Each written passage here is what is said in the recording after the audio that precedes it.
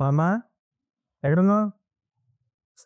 ఈ పిల్లలు పెద్దళ్ళు సైలెంట్‌గా ఉన్నారంటేనే భయమేస్తూ ఉంటుంది.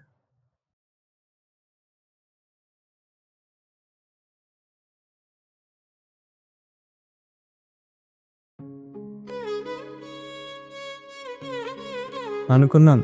ఎక్కడ కనిపించకపోయేసరికి ఇక్కడే ఉంటావని అనుకున్నా.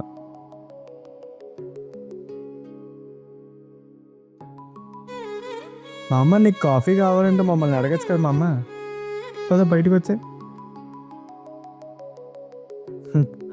మా నాన్నకి కాఫీ కావాలనిపించిందంటేనే మా తాత గుర్తొచ్చాడని అర్థం. పాలంటేనే కిట్టను మా అమ్మ. మా తాత కోసం కాఫీ అలవాటు చేసుకున్నారు. అది ఆయన చనిపోయాక. మళ్ళీ రెగ్యులర్‌గా తాగరు. Only one she misses him. Coffee పొడి కూడా 30-70 రేషియోలో ఉండాలని చెప్పారు. 30 చెకోరీట అండ్ 70 కాఫీ పొడిట. అలా ఉంటేనే అది కాఫీ పొడి అనేవారు. డికాషన్ నీళ్ళు కూడా ఇత్తడి గిన్నెలో మాత్రమే కాచాలి, లేదంటే రుచి రాదు మా తాతగారి సీక్రెట్ ప్రకారం. నురుగులోరుతున్న తరుణంలో సలసలా కాగుతున్న ఆ నీళ్ళని అట్నుంచటే ఫిల్టర్లో పోయాలి. అప్పుడే బాగుంటుందట డికాషన్. అది పోసాక అప్పుడు పొయ్యి మీద పాలు పెట్టాలి. అవి కూడా కాఫీకి సరిపడా మాత్రమే పెట్టాలి. చుక్క నీరు కూడా కలవకూడదు. ఆ పాలు పొంగుతున్నప్పుడు అప్పుడు గిన్నెలో ఒక పంచదార డికాషన్ పోయాలి.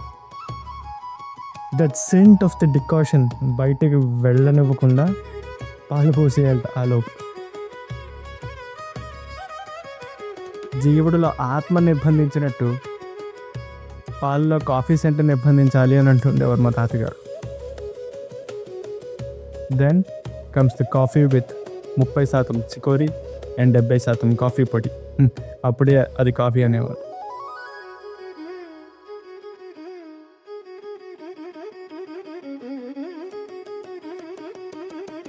ఇప్పుడు చెప్పిన స్టెప్స్లో ఏది పైకి కిందకి అయినా రాకెట్ పనిచేయదు మా తాతగారి లాజిక్ ప్రకారం. She remembers him in the process and sense of coffee.